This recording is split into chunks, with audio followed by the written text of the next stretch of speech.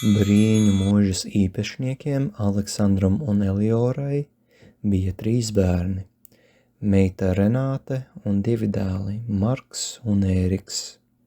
Kādu dienu ģimene saņēma ziņu, ka jaunākais dēls, Maksis, gāja bojā dienestā.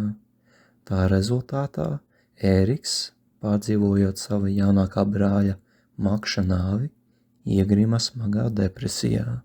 Tolaik pie māsas Renātes par kalponi strādāja jauka un piemīlīga meitene, kam bija uzticēta rūpe par Ēriku slimības laikā, un drīz vien mājinieki ievēroja, ka abu jauniešu attiecības sasniedza krietni vien tālāk par draudzīgu aprunāšanos. Pēc kāda laika Ēriks mātei pavēstīja, ka vēlas apprecēt kalpu meiteni. Māte nevarēja pieļaut domu, ka dēls precēs ar zemes kārtas meiteni, un nolēma rīkoties ar viltu, cerēdama, ka kalpone aizies no muižas, ja tiks apmuļķota. Viņa uzrakstīja vēstuli, ko pirms izbraukšanas no muižas it kā atstājis Ēriks. Tajā bija teikts, ka viņš nolēms precēt savai kārtai piederīgu sievu. Tobrīd māte nezināja, ka meitene bija gaidībās.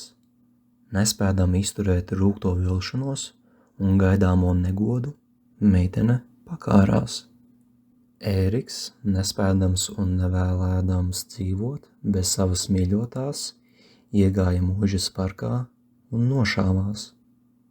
Arī meita Renāte, par spīti iepriekšējiem notikumiem, iemīlējās zemās kārtas cilvēku, mežsarga dēlu, Paulu. Viņa neklausījās mātes draudos, aizgāja no mājām, apprecējās ar savu mīļoto bez mātes svētības. Tomēr ir zināms, ka vēlāk māte samierinājās, svētīja šo savienību un kļuva par vecmāmiņu ar kuplu mazbērnu pulku.